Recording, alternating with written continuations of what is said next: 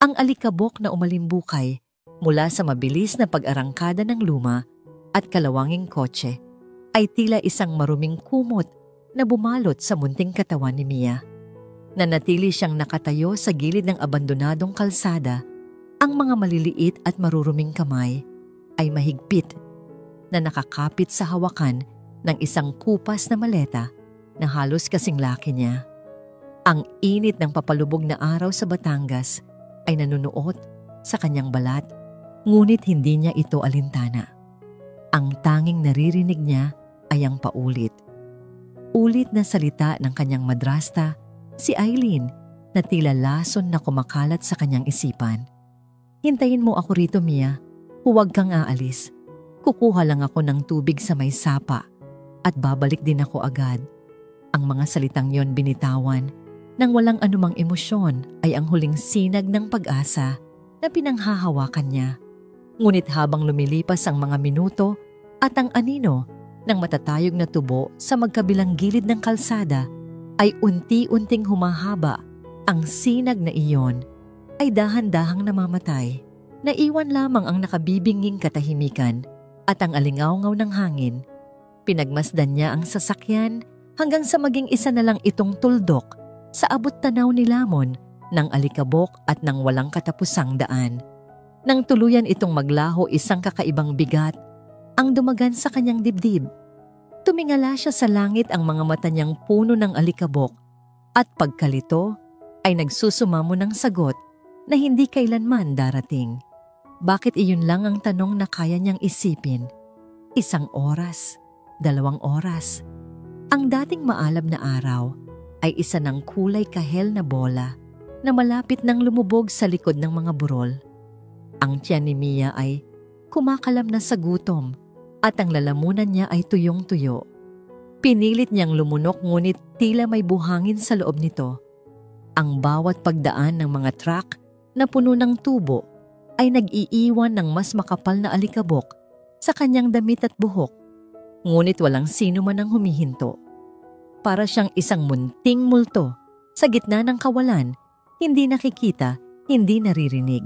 Sa kabilang dako, isang itim at makintab na kotse ang humahagibis sa kahabaan ng highway. Sa loob, ang hangin mula sa aircon ay malamig, ngunit ang tensyon ay nag-aalab. Si Victor, isang matagumpay na inhinyero, ay kalalapag lang ng kanyang telepono matapos ang isang mainit na pakikipagtalo. Ang mga ugat sa kanyang sentido ay umuumbok pa rin at ang pagkakahawak niya sa manibela ay napakahigpit na namumuti na ang kanyang mga buko. "Wala ka nang makukuha sa akin, Dennis, matuto kang tumayo sa sarili mong mga paa." Sigaw niya sa kawalan ng boses ay puno ng pagkasuklam. Ang kapatid niya palaging isang pasanin, isang linta na walang katapusan ng pangangailangan. Ang usapan tungkol sa pera ay nauwi na naman sa panunumbat sa pagbuhay ng mga lumang sama ng loob. Dahil sa galit, iniba niya ang kanyang ruta, pinili ang shortcut na madalas niyang iwasan, isang baku-bakong daan na bumabagtas sa gitna ng mga tubuhan. Isang daan para makaiwas sa trapiko at sa ngayon para mapag-isa. Dala ng bilis at ng galit na bumubulag sa kanya, hindi niya agad napansin ang munting anyo sa gitna ng kalsada. Isang iglap, isang anino, isang maliit na bagay na hindi dapat naroroon. Bigla niyang inapakan ng preno. Ang nakabibinging tunog ng gumagasgas na gulong sa semento ay pumunit sa katahimikan ng hapon. Umikot ang kotse at huminto ilang pulgada lang mula sa kinatatayuan ni Mia. Ang puso ni Victor ay tila umakyat sa kanyang lalamunan. Nanigas siya sa kanyang upuan, ang isip ay blanko sa pagkabigla. Mabilis siyang bumaba ng sasakyan, handa nang sumigaw sa kung sino mang pabayaang nasa harapan niya. "Ano sa tingin mo ang ginagawa mo sa gitna ng kalsada?" Ang galit na sigaw na namuo sa kanyang isip. Ngunit nang makita niya kung sino o ano iyon, ang lahat ng galit ay naglaho na parang bula. Isang batang babae, marumi, payat at nanginginig sa takot. Nakatayo lang ito roon, yakap-yakap ang isang lumang maleta, ang mga mata ay nanlalaki sa sindak. "Bata, ayos ka lang?" Tanong ni Victor. Ang boses ay biglang lumambot at naging aligaga. Dahan-dahan siyang lumapit, maingat ang bawat hakbang na para bang lumalakad siya patungo sa isang sugatang hayop na handang tumakbo anumang oras. "Hindi kita sasaktan." Itinaas niya ang kanyang mga kamay para ipakita na wala siyang masamang intensyon. Lumuhod siya para magpantay ang kanilang mga mata. Doon niya nakita nang malinaw ang mukha ng bata, manipis, nababalutan ng alikabok at may mga tuyong landas ng luha sa mga pisngi. Ang mga mata nito malalim at madilim, ay puno ng takot na hindi nararapat sa ganoong kaunting edad. "Nasaan ang nanay mo? Ang tatay mo?" Tanong niya ulit, mas mahina na ngayon. Umiling lang si Mia. Ang pagkakahawak sa maleta ay lalong humigpit. Ang tanging salitang lumabas sa kanyang bibig ay isang pabulong na halos hindi marinig. "Babalik si inay." Sabi niya babalik siya. Tumingin si Victor sa paligid. Walang katapusang tubuhan. Isang mahabang kalsada na walang kabahayan. Walang sinuman. Ang araw ay halos lubog na. Sinong matinong magulang ang iiwan ng isang bata sa ganitong lugar? Ang galit niya kanina kay Dennis ay nag-ibang anyo. Ngayon, ito ay isang nag-aapoy na puot para sa kung sino man ang may kagagawan nito. "Kanina ka pa ba rito?" Isang marang tango ang sagot ni Mia. Napabuntong hininga si Victor. Pinagpagan niya ang alikabok sa kanyang mamahaling pantalon na ngayon ay nadumihan na sa pagluhod. Hindi niya alam kung ano ang gagawin. Pwede niya itong iwan. Pwede siyang tumawag ng pulis. Pero may kung anong pumipigil sa kanya. Siguro ang pagod sa sarili niyang mga problema. Siguro ang nakikita niyang pag-abandona sa mga mata ng bata ay sumasalamin sa sarili niyang pakiramdam ng pag-iisa sa dambuhalang bahay na kanyang inuuwian. Isang desisyon ang bigla niyang ginawa.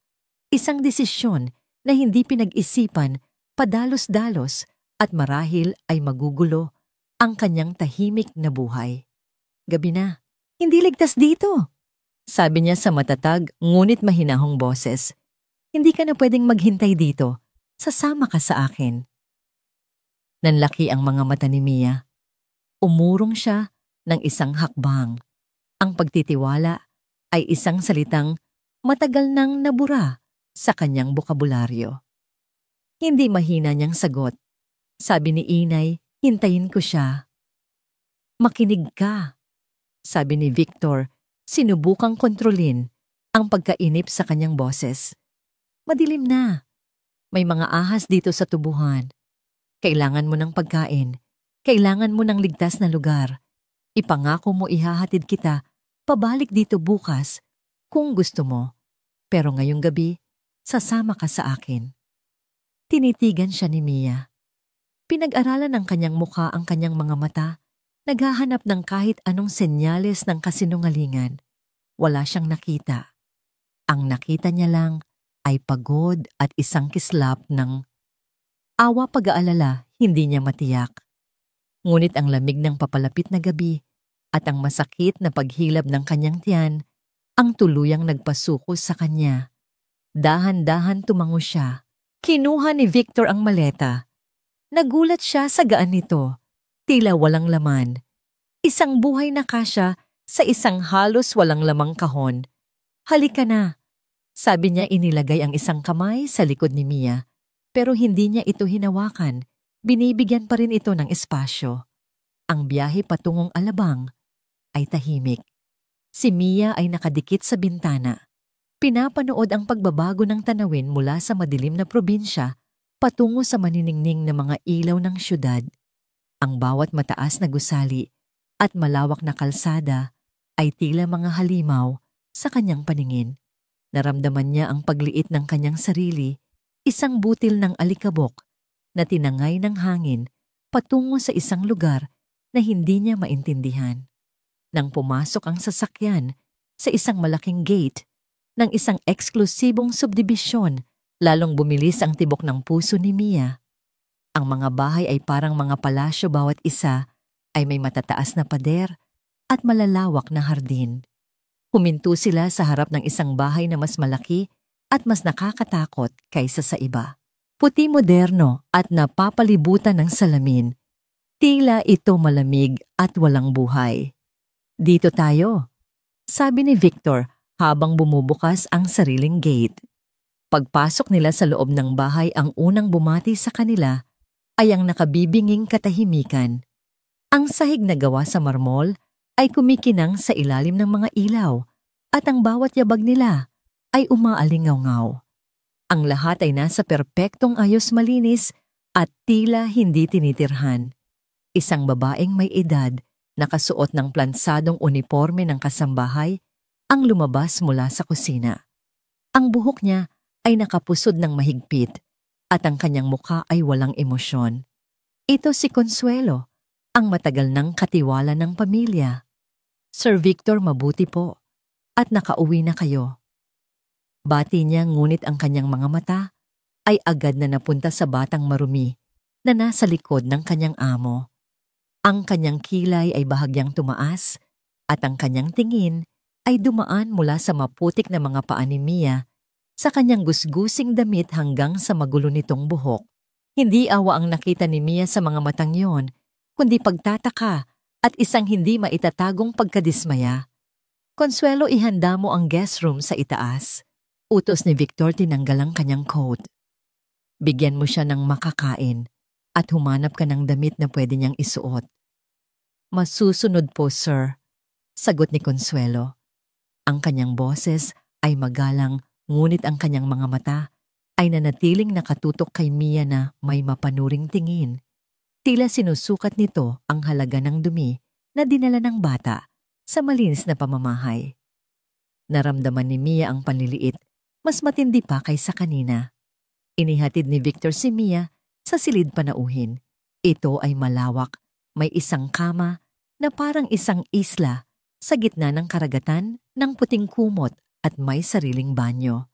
Para kay Mia, ito ay mas malaki pa sa bahay na tinitirhan nila noon ni Eileen. Ngunit ang karangyaan ng silid ay nagdulot lamang ng mas matinding takot.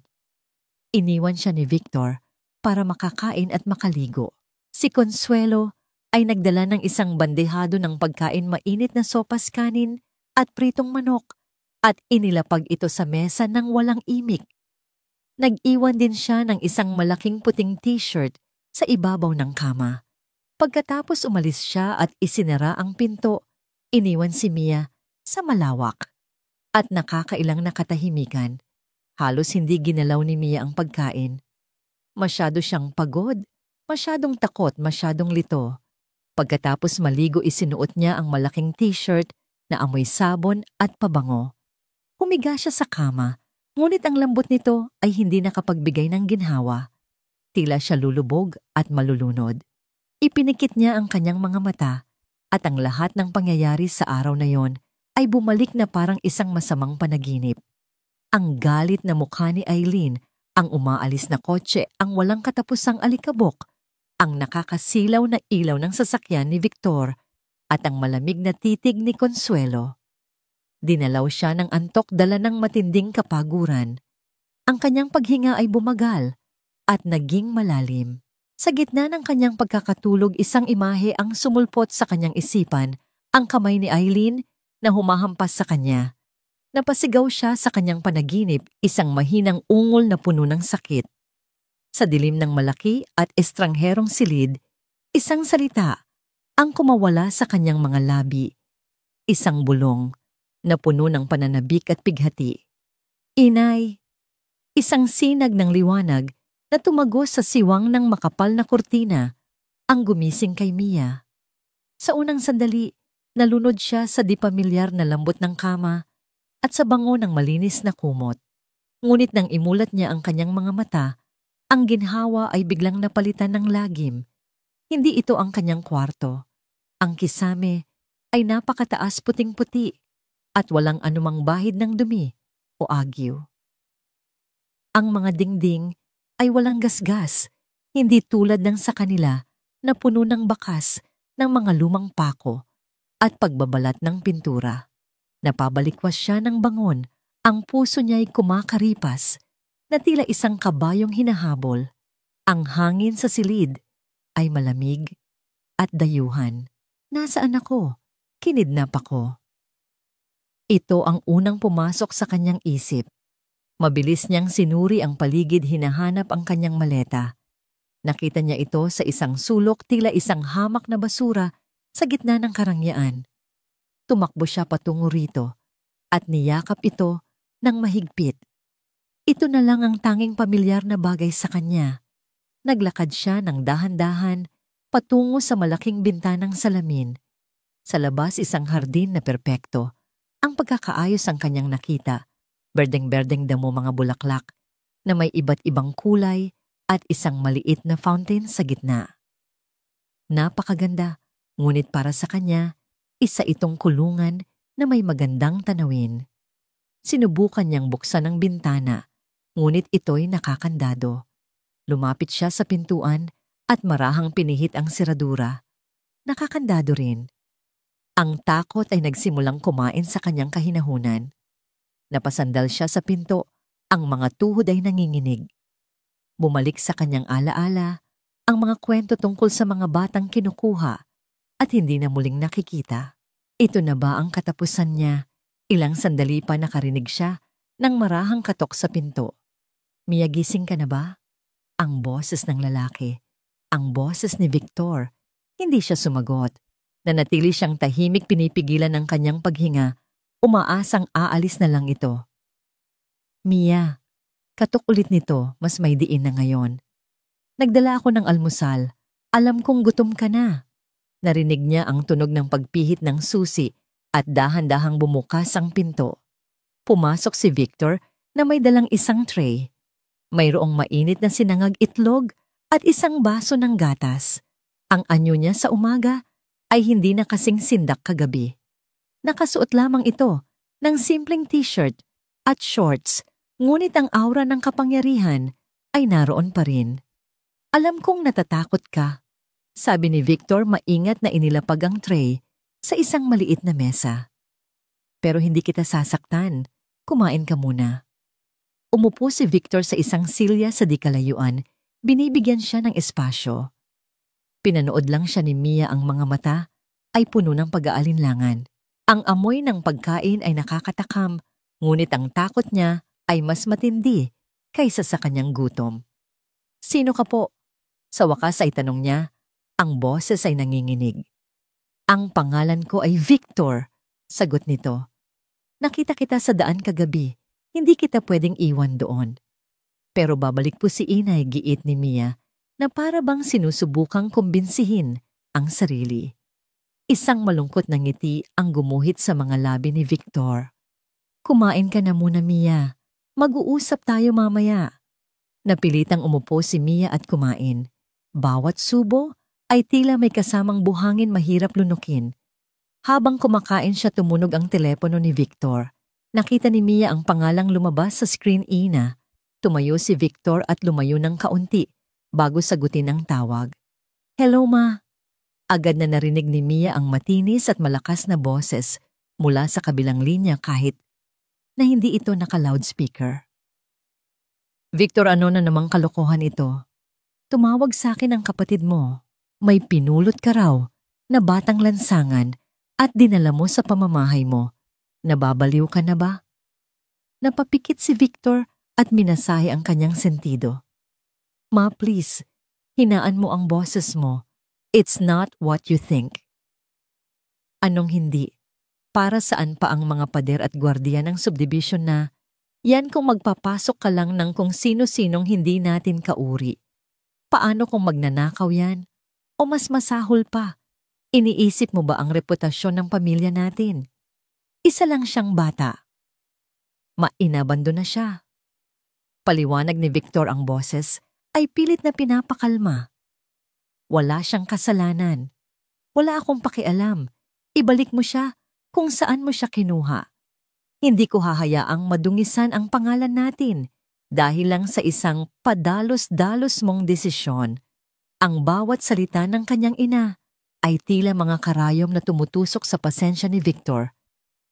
Pag-usapan natin ito mamaya. I have to go. Mabilis niyang ibinaba ang telepono bago pa man makasagot ang ina. Nang humarap siyang muli kay Mia, ang kanyang mukha ay nababalot ng pagod at inis. Naiwan si Mia na mag-isa sa silid. Ang takot niya ay napalitan ng isang bagong damdamin. Ang pakiramdam na siya ay isang malaking problema. Isang dumi na kailangang linisin. Dahil sa pagkabalisa, nagsimula siyang maglakad-lakad sa loob ng malawak na bahay. Bawat sulok ay sumisigaw ng kayamanan at kalungkutan. Walang mga larawan ng pamilya, maliban sa isa na nakapatong sa isang mesita sa sala. Nilapitan niya ito. Isang larawan ni Victor, mas bata at mas masaya, na may kasamang isang napakagandang babae. Ang mga ngiti nila ay abot tenga at ang kanilang mga mata ay kumikinang sa pagmamahal. Ito siguro ang asawa niya. Ang multo sa mansyon. Dahan-dahan niyang inabot ang larawan. Ang kanyang mga daliri ay marahan itong hinaplos. Sa isang iglap, dahil sa panginginig ng kanyang kamay, dumulas ang frame mula sa kanyang pagkakahawak. Isang matalas na kalansing ng nabasag na salamin ang pumuno sa katahimikan ng buong bahay.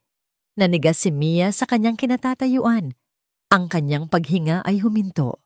Ang tunog na yon ay pamilyar sa kanya. Ito ang tunog na laging sinusundan ng sigaw ng palo ng parusa.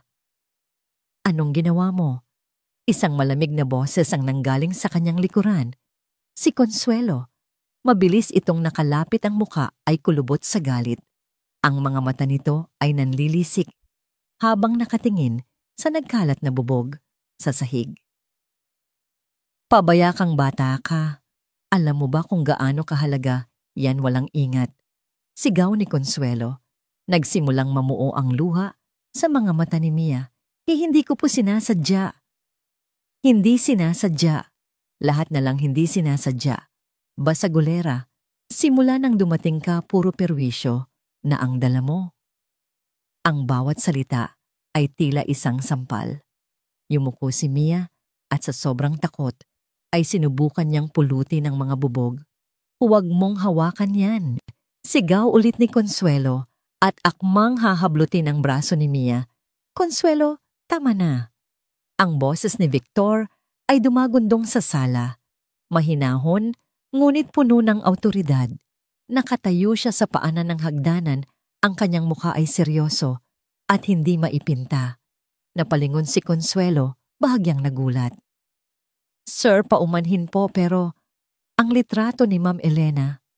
Larawan lang yan, Consuelo. Putol ni Victor. Sa sinasabi nito, lumalakad palapit sa kanila. Isa siyang bata. Dahan-dahan siyang lumuhod sa harap ni Mia, na umiiyak na ngayon ng walang tunog. Huwag mong pulutin yan, baka masugatan ka. Kinuha niya ang kamay ni Mia at marahang itinayo. Tumingin siya kay Consuelo at sa pagkakataong ito ang kanyang mga mata ay nagbabaga. Huwag na huwag mo siyang sisigawan ulit. Naiintindihan mo ba? Yumuko si Consuelo. Opo sir, pasensya na po.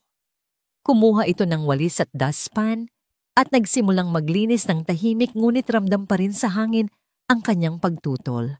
Dinala ni Victor si Mia sa banyo sa itaas para tingnan kung may sugat ito. Okay ka lang ba? Tanong niya.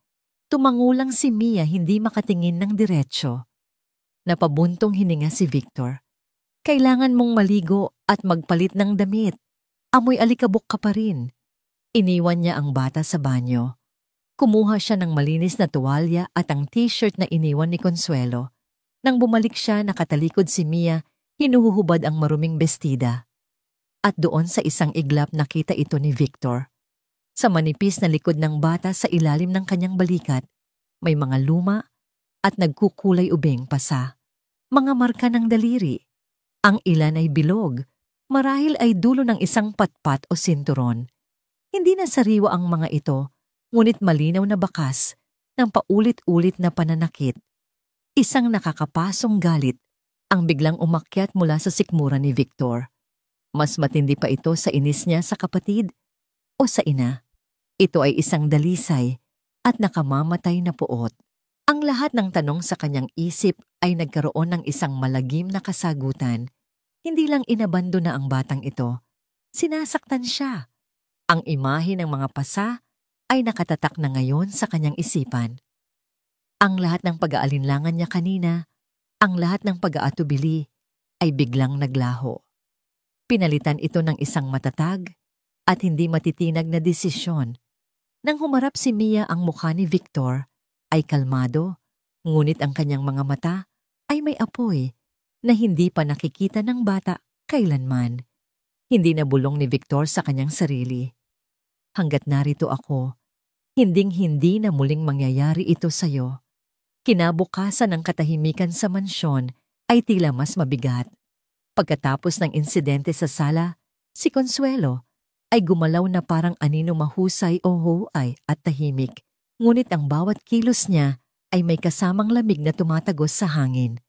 Naramdaman ni Mia na siya ang dahilan ng tensyon, isang batong ibinagsak sa isang payapang lawa. Nakita ni Victor ang pag-urong ni Mia sa sarili nitong anino. Ang munting kislap ng pag-asa na nakita niya sa mga mata nito ay muling nilamon ng takot. Alam niyang kailangan niyang gumawa ng paraan. Hindi sapat ang magbigay ng bubong at pagkain. Kailangan niyang ibalik ang ninakaw na kamusmusan ng bata. Mia, aalis tayo, anunsyo ni Victor pagkatapos ng kanilang tahimik na tanghalian. Napatingin si Mia, ang mga mata ay nanlalaki sa gulat at kaunting pangamba. Saan po tayo pupunta? Mamimili. Simpleng sagot ni Victor. Hindi pwedeng habang buhay ay isuot mo ang t-shirt ko. Ang salitang mamimili ay naghatid ng kakaibang kaba kay Mia. Ang huling karanasan niya sa pamimili ay sa isang maalikabok na ukay-ukay kung saan pinapagalitan siya ni Eileen sa bawat damit na kanyang hawakan. Ang biyahe patungo sa isang malaking mall sa Alabang ay isang paglalakbay sa ibang mundo para kay Mia. Mula sa bintana ng malamig at mabangong sasakyan, pinanood niya ang mga nagtataasang gusali. Nang pumarada si Victor sa isang malawak na basement parking, nanigas si Mia sa kanyang upuan. Ang dami ng sasakyan at tao ay nakakalula. Pagpasok nila sa mall, tila siya nilamon ng ingay at liwanag. Ang malakas na tugtog, ang sigawan ng mga tao, ang mga kumukutitap na ilaw mula sa mga tindahan, lahat ay sumusugod sa kanyang mga pandama. Humigpit ang kapit niya sa laylayan ng malaking t-shirt na suot niya na para bang isa siyang munting daga na naligaw sa gubat ng mga higante. Naramdaman ni Victor ang panginginig ng bata. Tumingin siya pababa at nakita ang takot sa mukha nito. Sa isang iglap, naunawaan niya. Para sa isang batang lumaki sa takot at kakulangan, ang lugar na ito ay hindi paraiso, kundi isang nakakatakot na halimaw. Dahan-dahan siyang lumuhod. Hindi alintana ang mga taong napapatingin sa kanila. Mia, tingnan mo ako. Marahang itinaas ni Mia ang kanyang tingin. Nandito lang ako. Hindi kita iiwan. Sabi ni Victor sa mahinahon, ngunit matatag na boses. Papasok tayo sa isang tindahan. Bibilhan ka lang natin ng damit. Pagkatapos kung gusto mo kakain tayo ng ice cream. Okay ba yon? Ang salitang ice cream ang tanging naintindihan ni Mia. Isang bagay na matagal na niyang hindi natitikman. Dahan-dahan tumango siya. Pumasok sila sa isang mamahaling tindahan ng damit pambata. Agad silang sinalubong ng isang sales lady na nakangiti ng matamis, ngunit ang mga mata nito ay mapanuri. Sinipat nito si Mia mula ulo hanggang paa. Hi sir, good afternoon. How may I help you? Kailangan niya ng mga damit. Lahat. Sabi ni Victor, na wala ang nangiti sa mukha ng sales lady. Ah, sige po. Ano po bang style ang hanap ninyo? Hindi pinansin ni Victor ang tanong. Muli siyang bumaling kay Mia. Sige na, pumili ka ng gusto mo. Ngunit si Mia ay tila isang estatwa, hindi gumagalaw na lulula sa dami ng mga damit na nakasabit, mga bestidang may laso, mga pantalon na may iba't ibang kulay, mga blusang kumikinang. Pumili ka ng isa. Kahit alin, yung pinakagusto mo. Pag-uulit ni Victor, mas may lambing na ngayon. Marahan halos nanginginig ang kamay, itinuro ni Mia ang isang simpleng bestida. Kulay dilaw ito, walang burda, walang laso. Simple lang. Ito po, bulong niya. Kinuha ng sales lady ang bestida. Okay, sir. Magandang choice. Meron pa po ba? Oo. Sabi ni Victor, hindi inaalis ang tingin kay Mia. Gusto namin yan. At yung isa na yon. At yung pink. Pati yung asul. Mga pantalon, shorts, t-shirts, medyas, damit panloob. Kunin namin lahat ng kailangan niya para sa isang taon. Nanlaki ang mga mata ng sales lady. Biglang nagbago ang kanyang tindig mula sa pagiging mapanuri.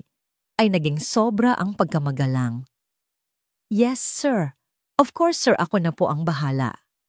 Pagkatapos ng isang oras, lumabas sila ng mall na may dalang sandamakmak na paper bags. Si Mia ay nakasuot na ng bago, isang malambot na maong na pantalon at isang pink na t-shirt na may larawan ng isang pusa. Sa unang pagkakataon, hindi siya mukhang pulubi. Mukha siyang isang ordinaryong bata. Tinupad ni Victor ang kanyang pangako. Umupo sila sa isang bench sa labas ng mall, malayo sa maraming tao, at kumain ng ice cream. Pinili ni Mia ang tsokolate. Habang kumakain sila sa katahimikan, nagsalita si Victor. Ang litratong nabasag mo kahapon, asawa ko yon, sabi niya nakatingin sa malayo. Ang pangalan niya ay Elena. Napahinto sa pagkain si Mia. Mahilig din siya sa ice cream. Pagpapatuloy ni Victor, isang mapait na ngiti ang sumilay sa kanyang mga labi. Lalo na yung tsokolate. Palagi kaming kumakain nito pagkatapos ng isang mahabang araw. Ito ang unang pagkakataon na may pinagsabihan siya tungkol kay Elena sa loob ng maraming taon. Hindi alam ni Mia kung ano ang sasabihin, kaya tumango lang siya at nagpatuloy sa pagkain. Dahil sa pagmamadali, isang patak ng ice cream ang nahulog sa dulo ng kanyang ilong. Tumingin si Victor at sa unang pagkakataon, mula nang magkita sila, isang tunay na tawa ang kumawala sa kanya. Hindi malakas ngunit totoo. Kumuha siya ng tissue at marahang pinunasan ang ilong ni Mia. Dahan-dahan lang. Dahil sa kanyang tawa, isang bagay na hindi inaasahan ang nangyari. Ngumiti si Mia. Isang munting ngiti. Hindi malaki, hindi magarbo, pero totoo. Nakita ni Victor ang pagbabago sa buong mukha ng bata, ang pag-angat ng sulok ng mga labi nito, ang bahagyang pagkinang ng mga mata nito. Ang munting sandaling iyon ay tila nagpabura sa lahat ng tensyon at galit na nararamdaman ni Victor. Sa isang iglap naramdaman niya ang isang bagay na matagal na niyang kinalimutan, pag-asa. Ngunit ang pag-asa ay madaling sirain.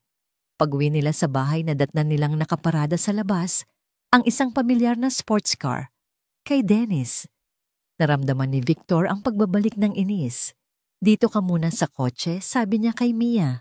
Ngunit huli na. Bumukas ang pinto ng mansyon at iniluwan nito si Dennis, ang nakababatang kapatid ni Victor. Mayroon itong mapanuksong ngiti sa mga labi. At ang mga mata nito ay agad na dumapo kay Mia. Aba-aba, tingnan mo nga naman, sabi ni Dennis sa nang-aasar na tono, lumalakad palapit. So ito na pala ang bagong charity project mo, kuya, pinamili mo pa. Mukha ng tao ah. Umuwi ka na, Dennis. Malamig na sabi ni Victor, hinaharangan si Mia sa kanyang likuran. Easy ka lang, kuya. Dinalaw ko lang ang pamilya ko. Sabi ni Dennis, itinaas ang mga kamay na parang sumusuko. Nga pala, galit na galit si Mama. Sinabi kong, huwag mag-alala, baka isa lang ito sa mga trip mo. Magkano ang gagastusin mo para sa isang to bago ka magsawa at itapon din? Ang bawat salita ni Dennis ay patalim na tumataraki. Hindi lang kay Victor, kundi pati na rin kay Mia na nakarinig ng lahat. Ang munting ngiti na namuo kanina ay tuluyan ng naglaho. Muli siyang naging isang problema. Isang charity project. Isang bagay na itatapon din. Sinabi kong umalis ka na. Maring sabi ni Victor, ang boses ay mababa at nagbabanta. Ang dalawang magkapatid ay nagtitigan ng hangin. Sa pagitan nila ay puno ng sama ng loob. Sa huli, tumawa lang si Dennis. Sige, aalis na ako. Baka mahawa pa ako ng kung ano dyan. Sumakay ito sa kanyang kotse, pinaharurot ang makina at umalis na may kasamang nangisi. Naiwan silang dalawa ni Mia sa katahimikan. Ang masayang pakiramdam kanina ay nawasak na. Pumasok sila sa bahay ng walang imikan. Inihatid ni Victor si Mia sa kanyang silid. Bago niya isara ang pinto, nagsalita si Mia. Ibibigay niyo rin po ba ako pabalik? Tanong niya, ang boses ay halos isang bulong. Natigilan si Victor. Humarap siya at tinitigan ng bata. Hindi. Sabi niya sa boses na puno ng bigat at isang bagong determinasyon. Hindi kita ibibigay pabalik. Pangako. Isinara niya ang pinto at naglakad pababa ng hagdan, ng isip ay gulong-gulo. Habang naglalakad siya sa sala, nag-vibrate ang kanyang telepono sa kanyang bulsa. Kinuha niya ito. Isang text message mula sa isang hindi rehistradong numero. Binuksan niya ito. 2 pangungusap lang ang nakasulat, ngunit sapat na yon para manlamig ang buo niyang katawan at humigpit ang hawak niya sa telepono. Alam kong hawak mo ang bata. Ibalik mo siya o magbayad ka. Sa ilalim ng text, mayroong kalakip na larawan. Isang larawan ni Eileen, may mapanghamong na ngiti sa mga labi. Ang gabi ay naging isang mahabang bangungot para kay Victor.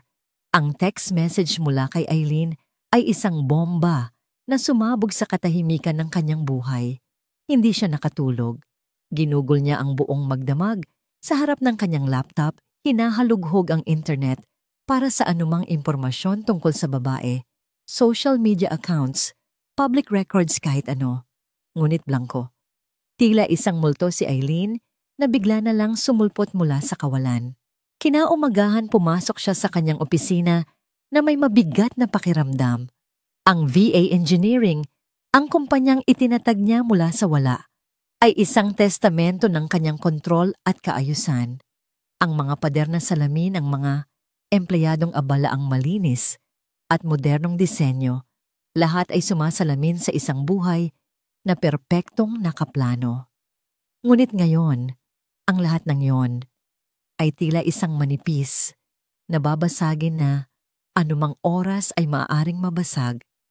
Habang nasa isang meeting, hindi niya maiwasang tingnan ang kanyang telepono. Ang wallpaper, isang candid shot ni Mia na kinuha niya kahapon, may tsokolate pa sa gilid ng labi habang nakangiti.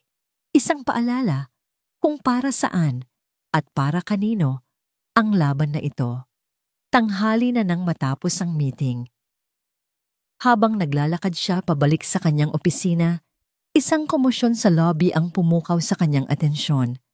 Ang receptionist ay balisa at ang mga security guard ay pilit na pinapakalma ang isang babaeng sumisigaw. Isang babaeng pamilyar ang anyo. Si Eileen. Ang buhok niya ay magulo, ang suot niyang damit ay luma at gusot at ang kanyang muka ay basang-basa sa luha. Ngunit ang mga mata niya ay hindi umiiyak. Ang mga ito ay matatalimpuno ng kalkuladong plano at nakatutok sa iisang direksyon kay Victor. Magnanakaw, kidnapper, ibinalik mo sa akin ang anak ko. Sigaw ni Eileen, sapat na para marinig ng lahat sa malawak na lobby. Ang mga empleyado at kliyente ay napahinto, ang kanilang mga mata ay napuno ng pag-usisa. Mabilis na nilapitan ni Victor ang eksena. Ang kanyang mukha ay naging isang malamig na maskara. Mga gwardiya, ilabas niyo siya. Utos niya sa mahinang boses. Hindi ako alis dito hanggat hindi mo ibinabalik sa akin si Mia. Patuloy na pagwawala ni Eileen, sinubukan niyang kumawala sa pagkakahawak ng mga gwardiya. Nagawa niyang makalusot at sumugod patungo kay Victor. Eileen, sa labas tayo mag-usap. Maring sabi ni Victor, sinubukang hawakan ito sa braso para ilayo sa mga matang mapanuri. Bakit natatakot ka bang malaman ng lahat na isa kang kidnapper ng mga bata? Isinigaw niya sa mukha ni Victor. Nagpapanggap kang matino at mayaman, pero isa kang halimaw na kumukuha ng anak na may ina. Ang bawat salita ay isang dagok sa reputasyong pinaghirapan ni Victor. Nakita niya sa gilid ng kanyang mga mata ang mga teleponong nagsisimula ng itaas para kumuha ng video. Hindi ko siya kinidnap. Iniwan mo siya para mamatay sa gitna ng kawalan. Ganti ni Victor, ang boses ay mababa, ngunit puno ng galit. Tumawa si Eileen, isang tawang walang kagalakan. Kasama ko ang anak ko. Masaya kami. Tapos bigla ka na lang dumating na parang isang demonyo at inagaw mo siya sa akin. Pera lang naman ang habol mo sa kanya. Di ba? Para may paglaruan ka sa malaki mong bahay. Doon na napuno si Victor. Ito ang pinakasukdulang kasinungalingan. Ano ang gusto mo, Eileen? Tanong niya nang diretsahan ng bawat salita ay may bigat. Biglang nawala ang pag-iyak ni Eileen. Ang kanyang mukha ay naging seryoso at sakim. Simple lang naman ang gusto ko. Sabi niya sa mas mahinang boses na sila lang ang nakakarinig. Bigyan mo ako ng 5 milyong piso. Pambayad sa lahat ng sakit ng ulo na idinulot mo. Ibigay mo yon sa akin at kalimutan mo nang may anak akong nag-e-exist. Hindi na ako magpapakita sa inyo kahit kailan.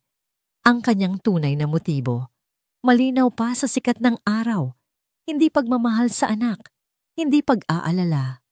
Pera. Isang malamig at mapanghamak na ngiti ang gumuhit sa mga labi ni Victor. Kahit isang sentimo, wala kang makukuha sa akin. Ang pagtanggi na yon ang naging mitya. Ang pagkukunwari ni Eileen ay tuluyan ng gumuho. Ang kanyang mukha ay pinamutiktikan ng purong puot. Mula sa kanyang bulsa, dumukot siya ng isang bungkos ng mga luma at lukot na litrato ni Mia. Hindi mo ibibigay. Sigaw niya at sa isang mabilis na kilos, ibinato niya ang mga litrato ng buong lakas sa mukha ni Victor. Ang mga litrato ay nagsabog sa hangin at isa-isang bumagsak sa makintab at malinis na sahig ng lobby. Ang imahe ng isang payat at malungkot na Mia ay nagkalat sa paanan ni Victor, isang maruming paalala ng buhay na iniwan ng bata. Isang bagay sa loob ni Victor ang pumutok. Ang kontrol, ang pasensya, ang pagtitimpi, lahat ay naglaho. Sa isang iglap, sinunggaban niya ang braso ni Eileen. Ang kanyang pagkakahawak ay tila bakal. Napasigaw si Eileen sa sakit at gulat. Ang pagkukunwari niyang kaawa-awa ay napalitan ng tunay na takot nang makita niya ang mga matang nanlilisik ni Victor. Huwag mong babanggitin ulit ang pangalan niya. Sabi ni Victor, ang boses niya ay hindi pa sigaw, kundi isang mababa at nakakakilabot na dagundong. Huwag mo nang dudungisan ang pangalan niya, gamit ang marumi mong bibig. Ang kanyang mukha ay ilang pulgada na lang ang layo mula kay Eileen, ang bawat salita ay may kasamang bigat at pagbabanta. Bitiwan mo ako, nasasaktan ako. Pagpupumiglas ni Eileen. Sa halip na bitiwan, mas lalo pa niyang hinigpitan ng hawak at itinulak ito palayo sa kanya. Hindi isang marahas na tulak para makasakit, kundi isang tulak ng sukdulan at absolutong pagtataboy. Natumba si Eileen sa sahig, hindi dahil sa lakas ng tulak kundi dahil sa pagkabigla. Ang buong lobby ay napuno ng mga bulungan at nagulat na mga hininga. Ang tunog ng mga kumukuhang kamera ng telepono ay tila mas lumakas. Doon na kumilos ang mga gwardya. Mabilis nilang pinagitnaan ang dalawa at pilit na itinayo si Eileen. Hayop ka, demonyo ka.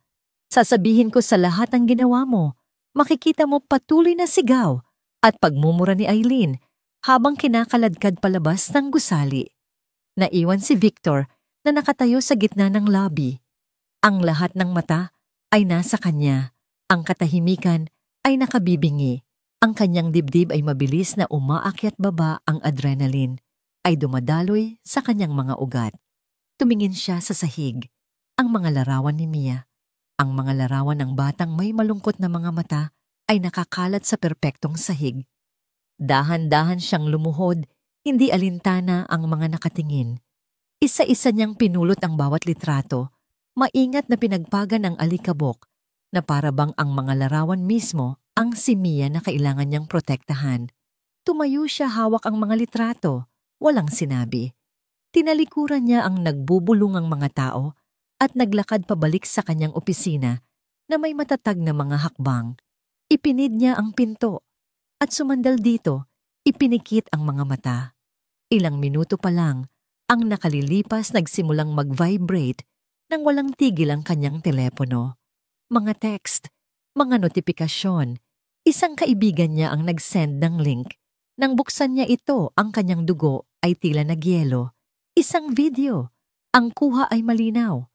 Siya, ang kanyang mukhang puno ng galit, ang pagkakahawak niya kay Eileen, ang pagtulak, ang pamagat, mayamang CEO na nakit ng kaawa-awang ina sa sariling opisina.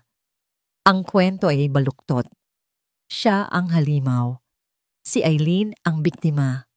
Habang pinapanood niya ang video na mabilis na kumakalat tumunog ang kanyang telepono. Ang pangalan sa screen ang siyang pinakakinatatakutan niya sa sandaling iyon, ina. Huminga siya ng malalim bago sagutin. Hindi pa man siya nakakapagsalita, isang sigaw na puno ng galit at kahihihiyan ang sumalubong sa kanya.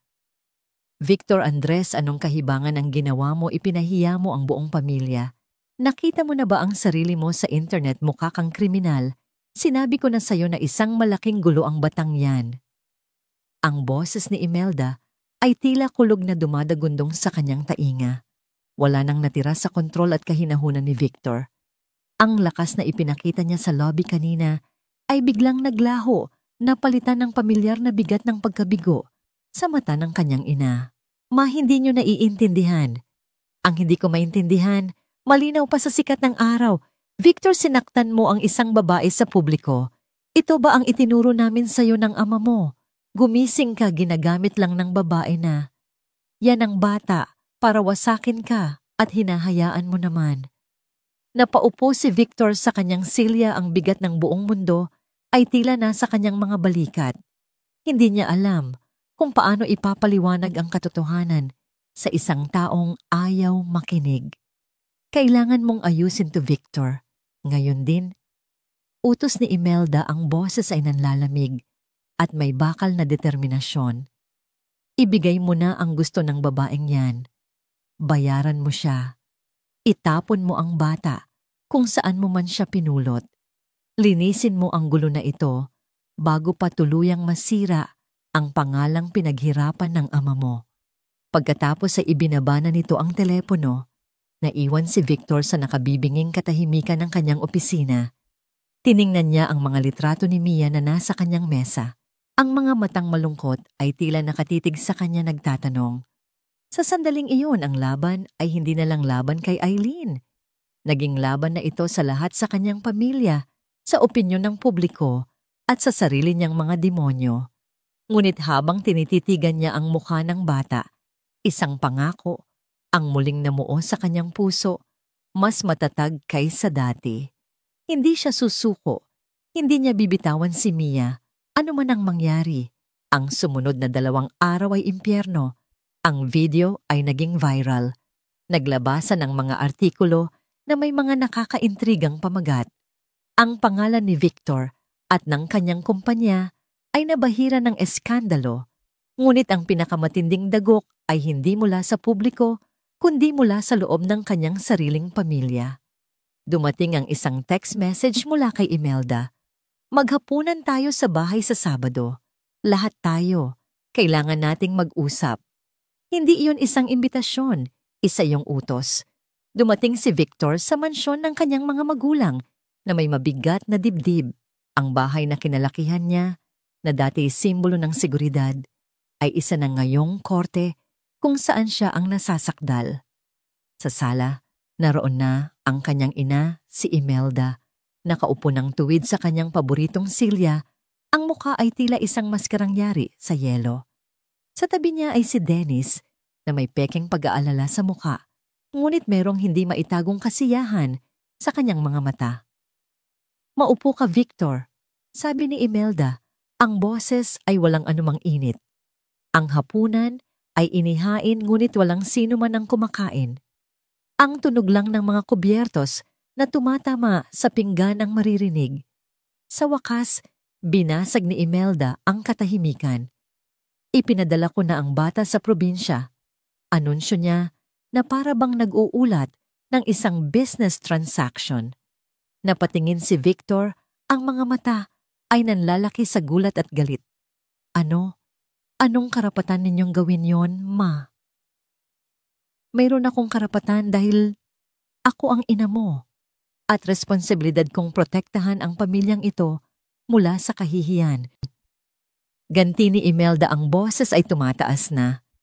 Hindi ko hahayaang masira ang lahat ng pinaghirapan natin dahil lang sa isang batang hindi natin kaano-ano. Kuya, ginawa lang to ni Mama para sa kapakanan mo. Sabat ni Dennis naglalaro sa papel na tagapamayapa. Ang gulo na ng sitwasyon. May mga kliyente na sa kumpanya ang nagtatanong, kung hindi tayo kikilos, baka pati negosyo natin madamay. Huwag kang makialam dito, Dennis. Mariing sabi ni Victor, ang tingin ay nakapako pa rin sa ina. Nasaan si Mia? Nasa isang private resort siya kasama ang 2 katiwala. Ligtas siya, sagot ni Imelda. At mananatili siya roon hanggat hindi mo inaayos ang problemang ito. Ang problema ay hindi si Mia, ang problema ay ang babaeng yon. Giit ni Victor, ang kanyang boses ay nanginginig sa pinipigilang galit. At ang problema ay ang pagiging makasarili ninyo pera at reputasyon na lang ba ang mahalaga sa inyo? At ano naman ang mahalaga sa iyo, Victor? Hamon ni Imelda, tumatayo na ngayon. Ang isang batang lansangan na ilang araw mo palang nakikilala. Mas matimbang pa ba siya kaysa sa sarili mong pamilya, sa dugo at laman mo? Dugo at laman, isang mapait na tawa ang kumawala kay Victor. Tulad ni Dennis, na walang ginawa kundi hingan ako ng pera at siraan ako sa likod ko. Victor, sumusobra ka na. Sigaw ni Dennis na saktan sa paratang.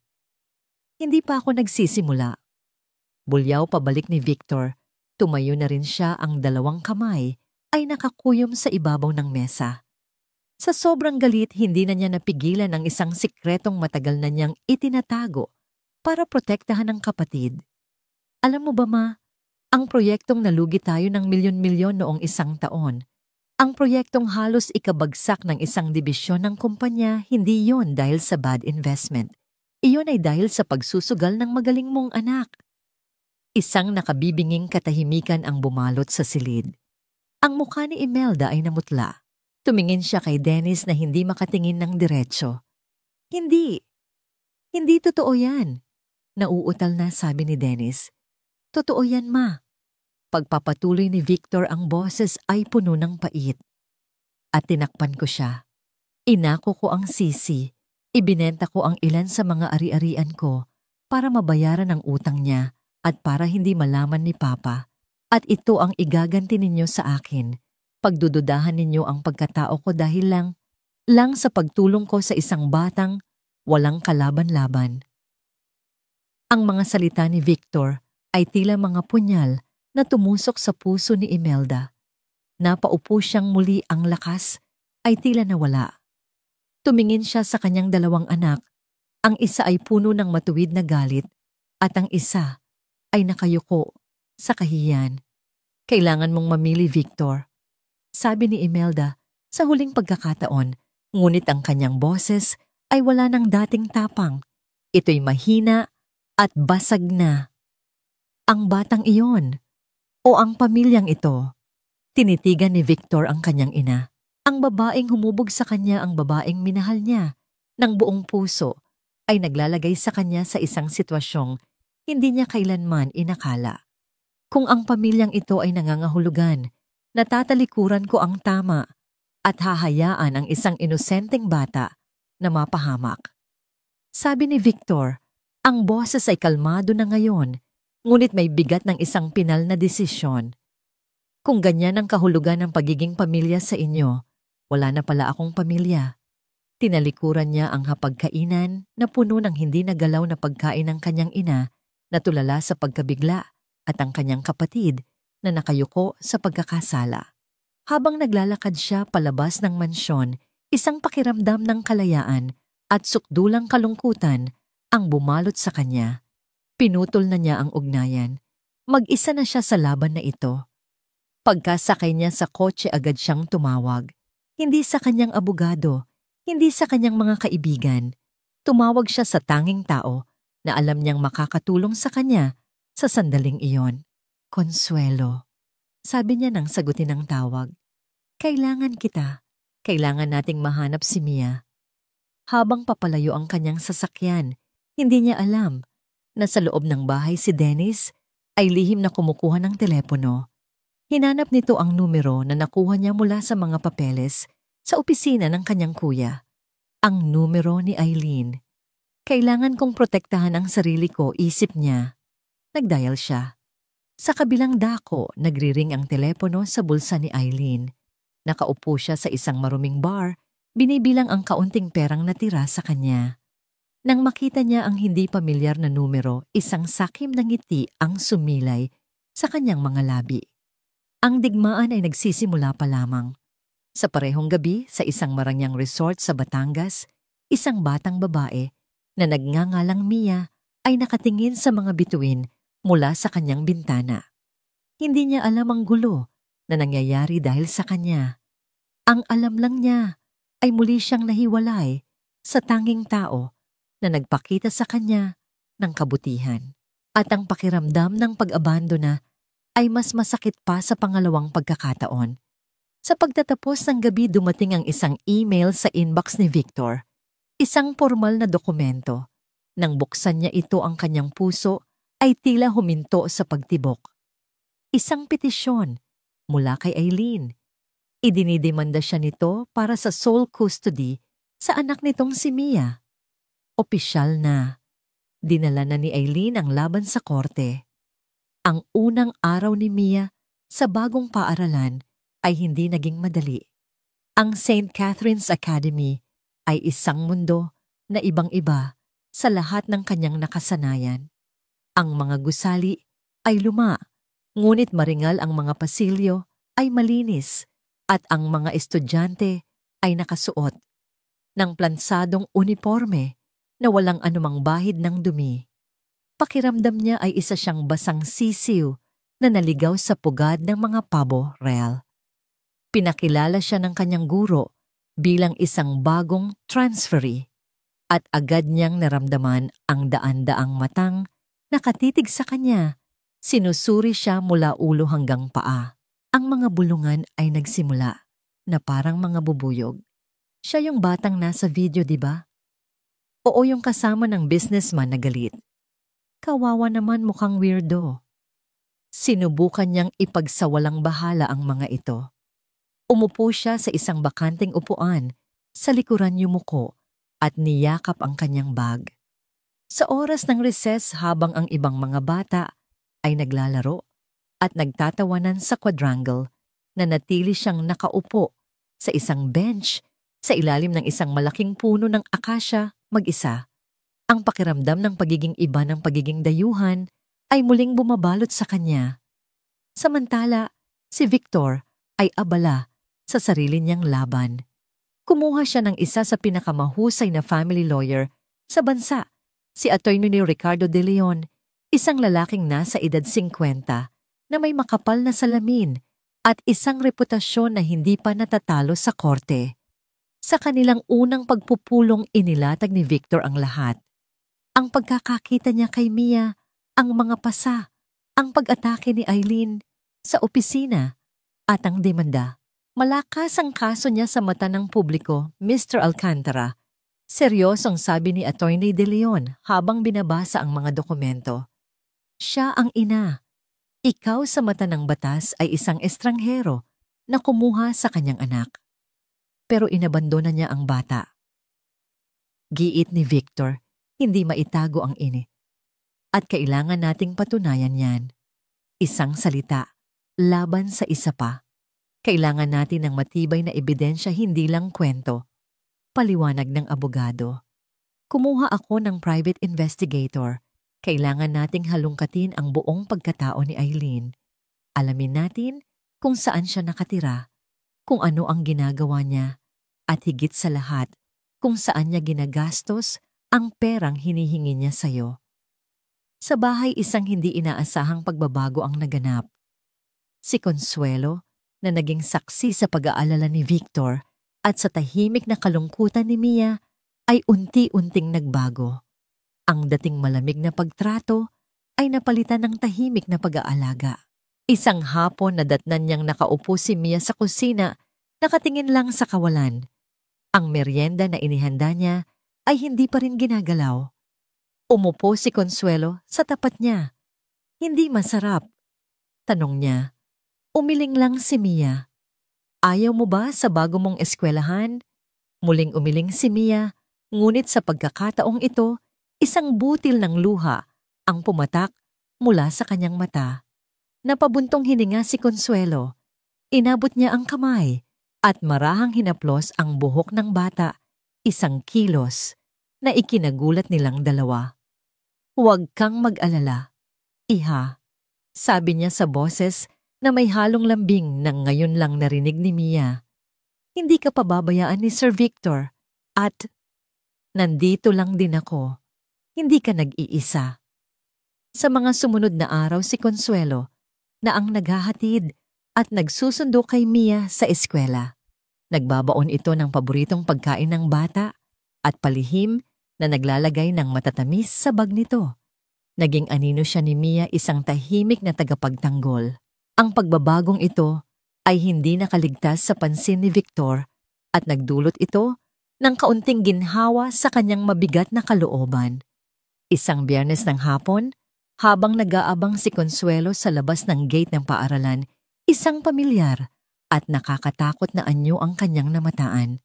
Si Eileen. Nakatayo ito sa kabilang kalsada, nakatago sa likod ng isang puno.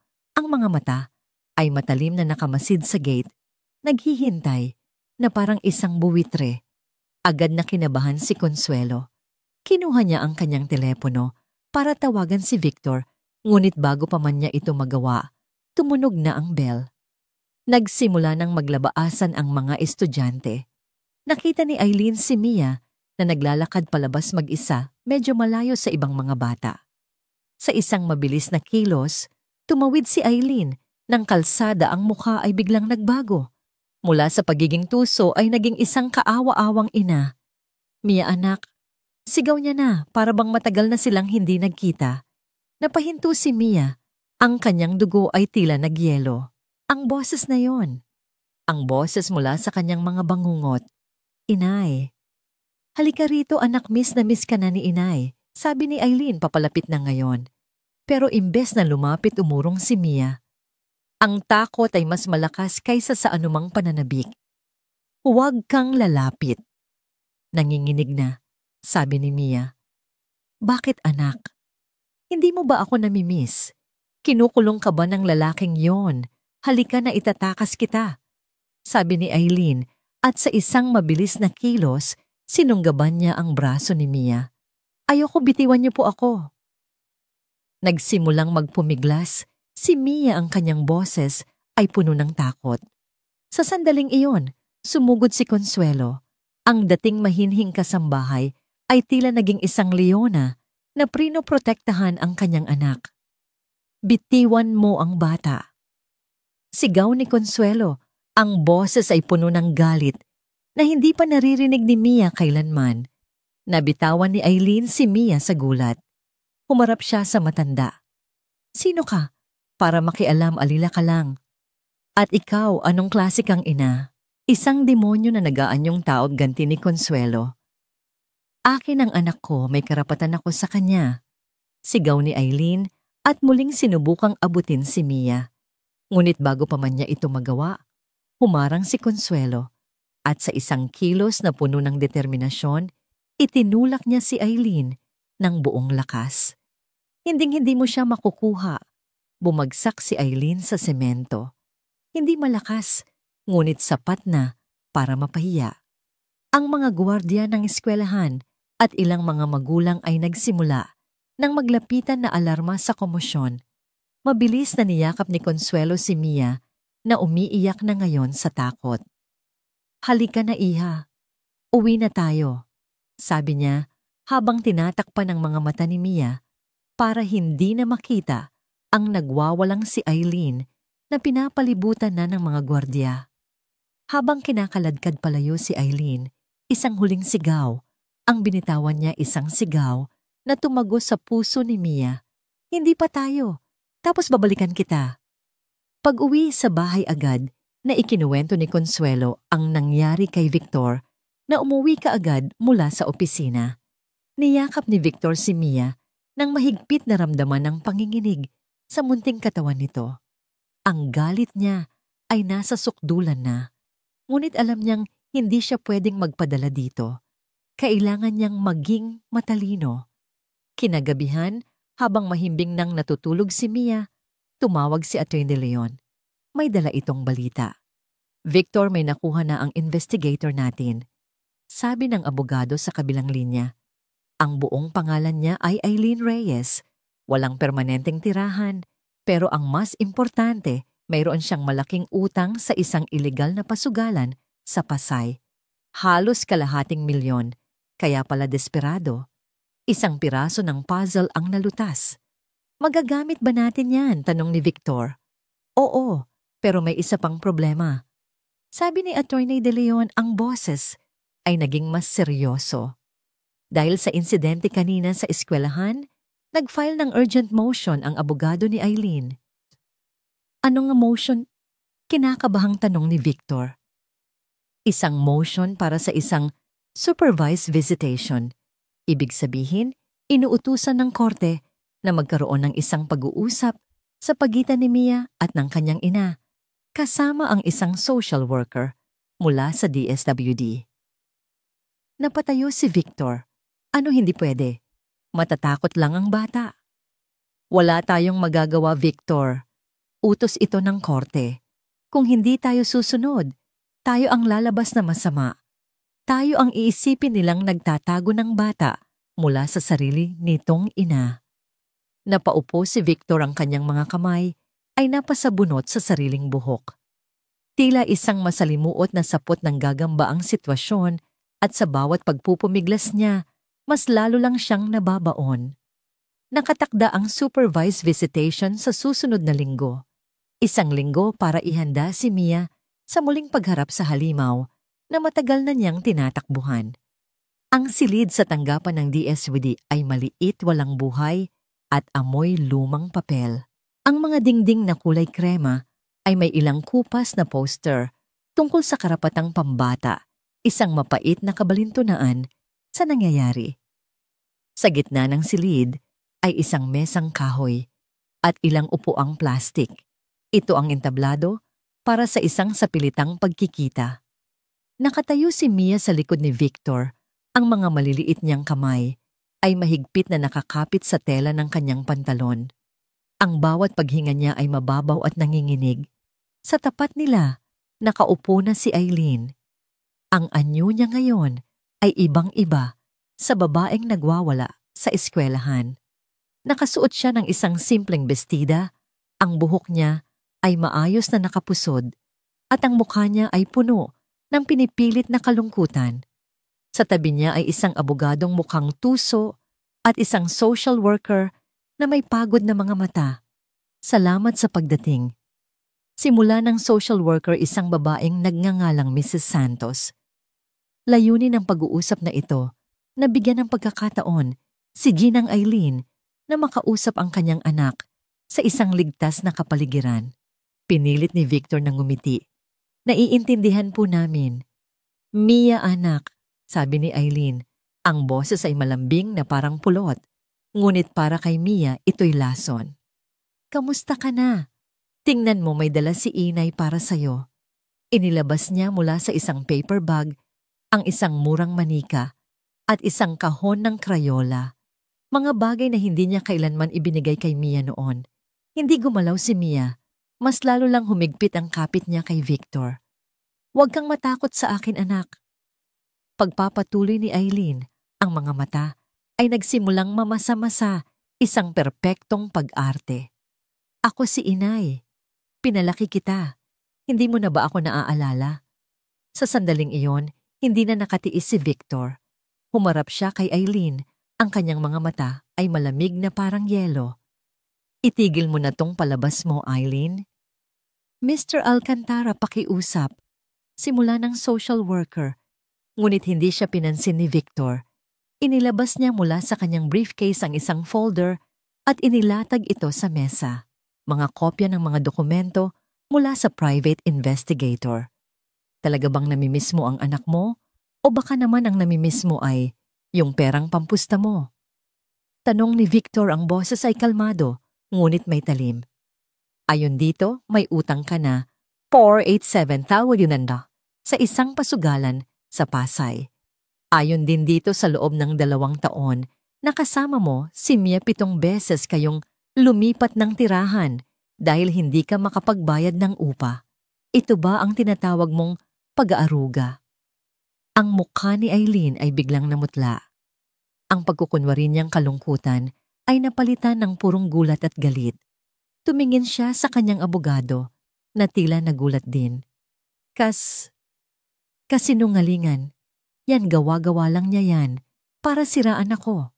Pagkakaila ni Eileen. Talagang tanong ni Victor. Kung ganoon, bakit hindi mo ipaliwanag sa amin kung bakit mo siya iniwan sa gitna ng tubuhan? Walang pagkain, walang tubig, at walang kasiguraduhan kung may babalik pa. Umalis lang ako para kumuha ng tulong. Tulong saan? Sa loob ng 2 oras, 3 oras. Ang bawat tanong ni Victor ay tila isang suntok na nagpapaurong kay Eileen. Nakita ni Mrs. Santos ang pagbabago ang pag-aalangan sa kanyang mga mata. Nagsimula siyang magsulat sa kanyang notepad. Ang pag-uusap ay natapos ng walang resolusyon, ngunit isang maliit na tagumpay para sa panig ni Victor. Naitanim na niya ang butil ng pagdududa. Ngunit ang gabi ay may dalang ibang laban. Pagod na umuwi si Victor at Mia pagkatapos ng hapunan habang tinutulungan ni Mia si Consuelo sa kusina. Nakatanggap si Victor ng isang tawag, si Dennis. Kuya, pasensya na. Simula nito ang boses ay may halong alak. Narinig ko yung nangyari sa DSWD. Si Mama, galit na galit pa rin. Ano ang kailangan mo, Dennis? Walang ganang tanong ni Victor. Gusto ko lang sabihin na, mag-ingat ka, kuya. Yung babaeng yon, si Eileen, hindi siya basta-basta. Kinausap ko siya. Ano kang? Napatayo si Victor. Bakit mo siya kinausap? Sinubukan ko lang ayusin, kuya, inalok ko siya ng pera. Para tigilan ka na niya pero ayaw niya. Mas malaki raw ang makukuha niya sa'yo. Isang kasinungalingan. Alam ni Victor na kasinungalingan iyon. Si Dennis ay gumagawa lang ng paraan para pagtakpan ng sarili. Huwag mo na siyang tatawagan ulit, Dennis. Layuan mo siya. Ibinaba ni Victor ang telepono. Isang masamang premonisyon ang gumapang sa kanyang dibdib. Bakit tatawag si Dennis para magbabala? May iba itong motibo. Ang kasagutan ay dumating pagkalipas ng 1 oras. Isang malakas na kalampag sa malaking gate na bakal ang yumanig sa buong kabahayan. Sinundan ito ng sunod-sunod na busina at sigawan. Victor, labas diyan. Hayop ka, alam kong nandyan ka. Ang boses ni Eileen magaslaw at puno ng galit ay umaalingaw-ngaw sa tahimik na gabi ng subdibisyon. Sumilip si Victor mula sa bintana. Sa labas nakita niya si Eileen na pilit na inaakyat ang gate. At sa likod niya nakasandal sa isang kotse ay si Dennis halatang lasing at may mapanuksong na ngisi sa mukha. Pinapunta niya si Eileen dito. Ang dugo ni Victor ay kumulo. Sinabihan niya si Consuelo na ikandado ang lahat ng pinto at dalhin si Mia sa pinakaligtas na silid sa itaas. Nagawa ni Eileen na makapasok sa bakuran. Lasing din ito. Sumugod siya sa pangunahing pinto at pinaghahampas ito ng buong lakas. Ilabas mo ang anak ko, magnanakaw. Pumasok din si Dennis sa bakuran, naglalakad na parang hari. Kuya, buksan mo to. Mag-usap tayo ng maayos. Binuksan ni Victor ang pinto. Hindi dahil sa takot, kundi dahil sa sukdulang galit. Haharapin niya ang mga ito. Ano ang ginagawa ninyo sa bahay ko? Sigaw ni Victor, ang boses ay dumadagundong. Kinukuha ko kung ano ang sa akin. Sagot ni Eileen, sinubukang pumasok ngunit hinarangan siya ni Victor. At ako naman, kuya, dinadalaw ko lang ang pamangkin ko. Sabi ni Dennis tumatawa. Pumasok siya sa loob at sinadyang sipain ng isang mamahaling florera. Ito'y bumagsak at nabasag sa sahig. Oops! Ang eksena ay naging purong kaguluhan. Si Eileen ay nagmumura at nanunumpa. Si Dennis ay nagwawasak ng mga gamit, tinutumba ang mga libro, binabasag ang mga picture frame. Sa itaas narinig ni Mia ang lahat. Ang sigawan ng basagan, ang malakas na tawa ng kanyang tiyuhin at ang nakakatakot na boses ng kanyang ina. Niyakap siya ni Consuelo, ngunit ang panginginig ng bata ay hindi mapigilan. Mia, nasaan ka anak? Sigaw ni Eileen, ang boses ay papalapit sa hagdanan. Doon na sumabog si Victor. Ang lahat ng pagtitimpi, lahat ng diplomasya ay naglaho. Ito ang kanyang tahanan. Ito ang kanyang santuwaryo. At binababoy ito ng 2 taong puno ng kasakiman at inggit. Sinunggaban niya ang braso ni Dennis at kinaladkad ito palabas. Labas. Kuya, ano ba? Pagpupumiglas ni Dennis, nakita ni Eileen ang nangyayari at sumugod para tulungan si Dennis. Huwag mong saktan yan, kapatid mo yan. Humarap si Victor kay Eileen. Sa tabi niya sa isang maliit na mesa ay isang pitsel ng malamig na tubig. Walang pag-aalinlangan kinuha niya ito at ibinuhos ang buong laman sa mukha ni Eileen. Napatigil si Eileen. Basang-basa ang makeup ay kumakalat sa kanyang mukha, tulala. Sa pagkabigla, iyan ang nararapat sa basurang katulad mo. Sabi ni Victor sa isang malamig at walang emosyong boses. Hinawakan niya ang kwelyo ng damit ni Eileen at ang braso ni Dennis at gamit ang lakas na dulot ng purong galit, kinaladkad niya ang 2 palabas ng kanyang bahay. Huwag na kayong babalik dito. Sigaw niya at isinara ang pinto ng malakas. Kinuha niya ang mga gamit na dala ni Eileen, ang manika at krayola, at ibinato ito sa labas. Naiwan si Victor na nakatayo sa gitna ng nagulong sala. Humihingal ang kanyang mga kamay ay nanginginig. Ang katahimikan ay bumalik, ngunit ito'y isang katahimikang mabigat at puno ng pinsala. Dahan-dahan bumaba ng hagdan si Mia, kasunod si Consuelo. Nakita niya ang nabasag na florera, ang mga nagkalat na libro. Nakita niya ang kanyang ama, ang lalaking laging kalmado at kontrolado, na nakatayo na parang isang mandirigmang pagod pagkatapos ng isang matinding labanan. Ang mga mata nilang 2 ay nagtama. Sa mga mata ni Victor nakita ni Mia ang galit, pero nakita rin niya ang proteksyon. Sa mga mata ni Mia nakita ni Victor ang takot, pero nakita rin niya ang pagtitiwala. Lumapit si Mia sa kanya, hindi nagsasalita. Niyakap niya ang binti ni Victor. Doon sa gitna ng kaguluhan, tinanong niya ang tanong na bumabagabag sa kanyang puso. Kukunin po ba talaga nila ako? Ang kanyang boses ay isang mahinang bulong-basag sa pag-iyak. Lumuhod si Victor, hindi alintana ang mga bubog sa sahig. Hinawakan niya ang mukha ni Mia sa kanyang mga palad at pinilit niyang ngumiti, kahit na ang kanyang puso ay dinudurog. Makinig ka, Mia. Sabi niya, ang boses ay puno ng isang panunumpa na mas matibay pa sa bakal. Habang nabubuhay ako, dadaan muna sila sa ibabaw ng bangkay ko bago kanila makuha. Ang gabi ng kaguluhan ay nag-iwan ng malalim na peklat sa mansyon. Kinabukasan ng katahimikan ay hindi na mapayapa. Ito'y mabigat at puno ng tensyon.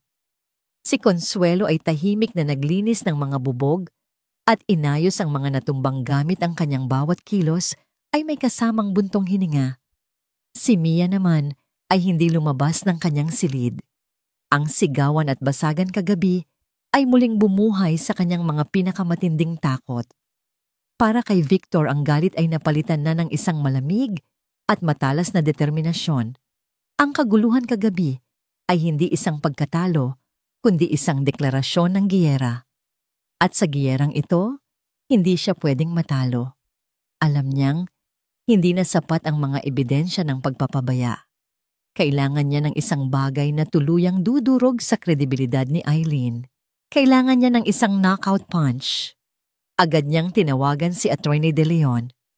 Kailangan nating hanapin ang taong naghahatid sa kanila sa Batangas, mariing sabi ni Victor.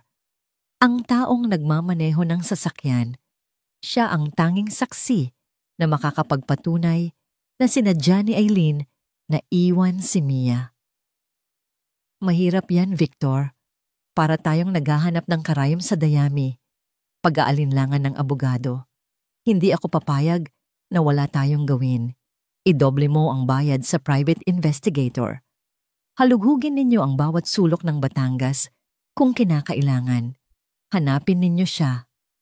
Utos ni Victor ang boses ay hindi tumatanggap ng pagtanggi. Samantala, sa kabilang bahagi ng lungsod si Dennis ay nagising na may matinding sakit ng ulo at mas matinding takot. Ang alaala ng galit sa mga mata ng kanyang kuya ay naglalaro sa kanyang isipan. Ang pagbasag ng plorera ang pagtulak lahat ay malinaw.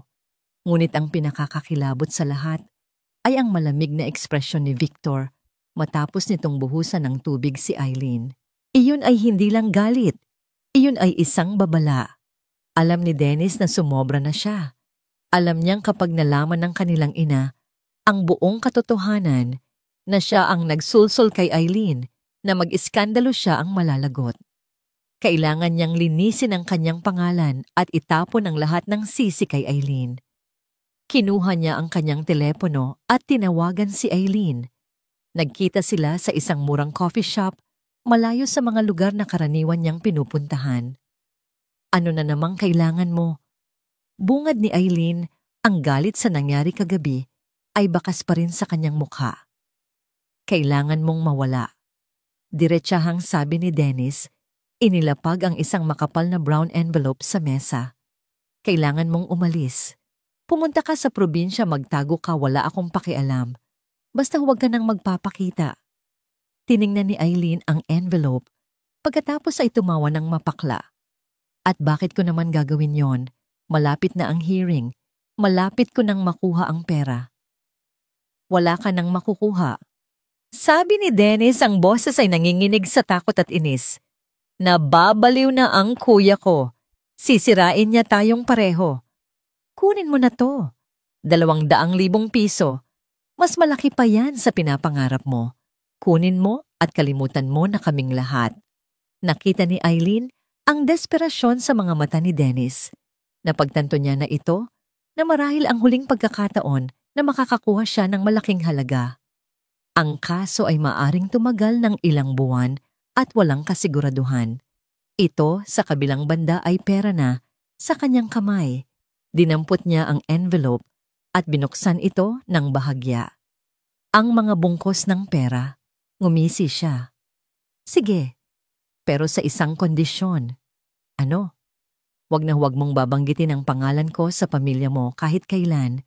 Sabihin mo na lang na bigla akong naglaho, sabi ni Eileen. At itong pag-uusap na, hindi to nangyari. Deal. Mabilis na sagot ni Dennis na kahinga ng maluwag.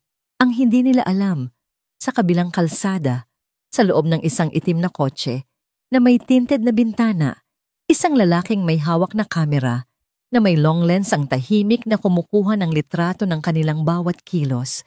Ang pag-abot ng envelope ang pag-uusap. Ang private investigator ni Victor ay sinundan si Dennis. Sa mansyon, isang hindi inaasahang bisita ang dumating. Si Imelda, nag-iisa siya. Ang dating matigas at mapagmataas na tindig ay napalitan ng anyong pagod at balisa. Sinalubong siya ni Victor sa sala. Ang hangin sa pagitan nila ay mabigat. Umalis na si Dennis. Sabi ni Imelda, hindi makatingin ng diretso. Nag-empake siya at sinabing lalayo muna. Hindi sumagot si Victor. Ang sinabi mo, tungkol sa pagsusugal niya. Totoo ba ang lahat ng yon? Tanong ni Imelda, ang boses ay basag. Tumango lang si Victor. Napaupo si Imelda sa sofa Ang mga balikat ay tila bumagsak. Bakit hindi mo sinabi sa akin? Para ano, ma? Para protektahan siya tulad ng lagi ninyong ginagawa. Para ako na naman ang maging masama sa paningin ninyo. Sagot ni Victor, ang pait ay hindi maitago. Sa unang pagkakataon sa buong buhay ni Victor, nakita niyang umiyak ang kanyang ina. Hindi isang pag-iyak ng galit, kundi isang tahimik na pag-iyak ng pagsisisi at pagkabigo. Nagkamali ako, Victor, sabi ni Imelda sa pagitan ng mga hikbi. Masyado kong inisip ang sasabihin ng ibang tao. Masyado akong nabulag sa pangalan at reputasyon. Patawarin mo ako, anak. Ang mga salitang yon ay tila isang malaking bato na natanggal sa dibdib ni Victor. Ang galit na matagal na niyang kinikim-kim sa ina ay unti-unting natunaw. Lumapit siya at umupo sa tabi nito. Ang bata, si Mia. Pagpapatuloy ni Imelda. Kamusta na siya? Natatakot siya, ma? Sagot ni Victor. Pero lalaban ako para sa kanya. Tumingin si Imelda sa kanyang anak. Kung ganoon, lalaban din ako. Kasama mo. Kinagabihan, habang nag-uusap sila ng kanyang ina, isang tawag ang natanggap ni Victor mula sa investigator. Nahanap na namin siya, sir. Sabi ng boses sa kabilang linya. Ang pangalan niya ay Mang Tonyo, isang tricycle driver mula sa bayan ng Lemery. Naalala niya ang mag-inang isinakay niya papunta sa isang abandonadong daan. Handa siyang tumistigo. Isang malaking ngiti ang gumuhit sa mga labi ni Victor. Magaling. At may isa pa po, sir, sabi ng investigator. Sinundan namin ang kapatid ninyo kanina. Nakipagkita siya kay Eileen Reyes. Binigyan niya ito ng isang envelope na mukhang puno ng pera. May mga litrato po kami. Ang huling baraha. Hawak na ni Victor ang lahat ng alas. Ngunit kinabukasan isang araw bago ang final hearing, isang nakakabahalang balita ang dumating mula kay Attorney De Leon. Victor, may problema tayo, sabi ng abogado sa telepono. Hindi makontak ng korte si Eileen Reyes. Ang address na ibinigay niya ay peko. Ang numero ng telepono niya ay hindi na gumagana. Naglaho siyang parang bula. Natigilan si Victor. Anong ibig sabihin niyan? Ibig sabihin kung hindi siya sisipot sa hearing bukas, maaring ipostpone ng hukom ang pagdinig. Ire-reset ito. Aabutin na naman ng ilang buwan. Ang kaso ay mananatiling nakabitin. Ang temporary custody ni Mia ay mananatiling temporary. Ang pag-asa na naramdaman ni Victor ay biglang naglaho. Kinuha ni Eileen ang pera at tumakas. Inisip niyang isa itong tagumpay, ngunit sa mata ng batas, isa itong malaking problema. Isang bitag. Kung hindi haharap si Eileen, walang hatol. Walang katapusan. Ang laban ay hindi pa pala tapos. Naging mas komplikado pa ito. Ang araw ng pagdinig ay dumating na may kasamang mabigat at kulay abong kalangitan, isang salamin ng nararamdaman ni Victor. Habang nagmamaneho sila patungo sa korte, ang katahimikan sa loob ng kotse ay halos nakabibingi. Si Mia na nakasuot ng isang simpleng puting bestida ay nakatingin lang sa bintana. Si Consuelo ay nasa tabi niya, ang kamay ay marahang nakahawak sa balikat ng bata. Sa shotgun seat si Imelda, sa unang pagkakataon ay kasama nila. Ang kanyang presensya ay isang tahimik na suporta, ngunit ang pag-aalala ay bakas sa kanyang mukha. Sa korte ang pasilyo ay malamig at mahaba. Sinalubong sila ni Attorney De Leon, ang mukha ay seryoso. Wala pa rin ba siya? Tanong ni Victor. Umiling ang abogado. Wala pa. Pero tuloy ang hearing. Haharapin natin ang hukom. Pagpasok nila sa courtroom, isang maliit at formal na silid, ang pakiramdam ay tila sila pumasok sa lungga ng leon. Naroon na ang hukom, isang matandang lalaki na may mabait, ngunit matalas na mga mata. Naroon na rin si Mrs. Santos, ang social worker na may hawak na isang makapal na report. Ang upuan para sa panig ni Eileen ay bakante. Case number 743, petition for custody. Eileen Reyes, versus Victor Alcantara, anunsyo ng Clerk of Court. Nagsimula ang pagdinig. Ipinresinta ni Attorney De Leon ang kanilang mosyon na i-dismiss ang kaso dahil sa pag-abandona ng petitioner. Ngunit bago pa man makapagpasya ang hukom, isang pamilyar na boses ang pumunit sa katahimikan ng silid. "Narito po ako, Your Honor. Paumanhin po at ako'y nahuli." Lahat ay napalingon sa pintuan. Nakatayo roon si Eileen kasama ang kanyang tila nag-aalalang abogado. Ang itsura niya ay mas kaawa-awa pa kaysa dati. Ang kanyang braso ay nakasling at mayroon siyang maliit na benda sa noo. "Anong nangyari sa'yo, Miss Reyes?" tanong ng hukom. "Patawad po, Your Honor," sabi ni Eileen. Ang boses ay nanginginig habang dahan-dahang lumalakad patungo sa kanyang upuan. "Nagkaroon po ng aksidente.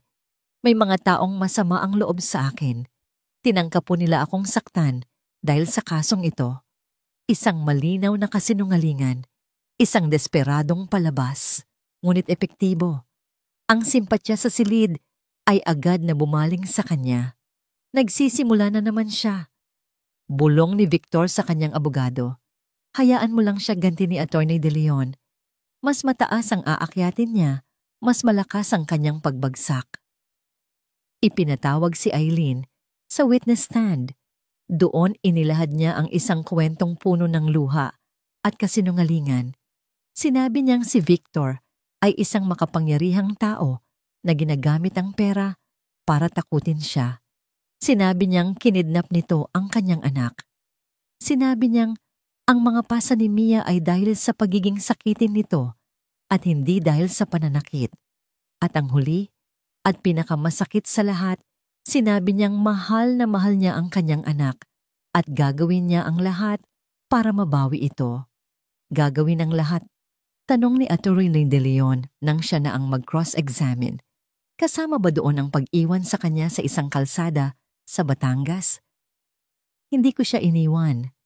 Humingi lang ako ng tulong." "Kung ganoon, bakit hindi mo tinawagan ng pulis? Bakit hindi ka bumalik?" "Dahil tinakot ako ng mga tauhan ni Mr. Alcantara. Sinabi nilang papatayin nila ako kapag lumapit ako sa anak ko." Ang bawat sagot ay isang mas malaking kasinungalingan. Tumingin si Victor kay Mia. Nakayuko lang ito, ang mga kamay ay nakatakip sa tainga, ayaw nang makinig. "Your Honor, wala na po akong ibang tanong," sabi ni Attorney De Leon. "Pero mayroon po kaming isang saksi na nais ipatawag." "Sino ito?" tanong ng hukom. "Si Ginoong Antonio Flores, mas kilala bilang Mang Tonyo."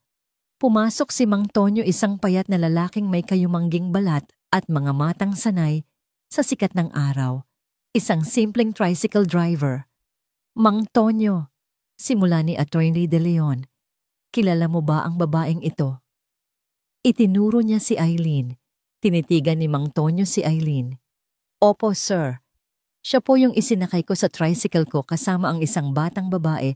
Mga ilang linggo na po ang nakakaraan." "Saan mo sila dinala?" "Doon po sa may lumang daan sa gitna ng tubuhan. Sabi niya doon daw ang bago nilang tinitirhan.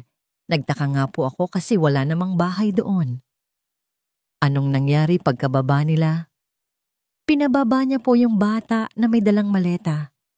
Tapos sabi niya sa akin, 'Manong, hintayin mo ako, iikot lang ako.' Pero imbes na umikot, sumakay siya ulit at sinabing, 'Dalian mo. Manong, umalis na tayo dito.' Iniwan niya po yung bata na umiiyak. Isang bulungan ang kumalat sa courtroom. Ang mukha ni Eileen ay namutla. Sinungaling binayaran niya ng Alcantara na yan. Order in the court. Sigaw ng hukom.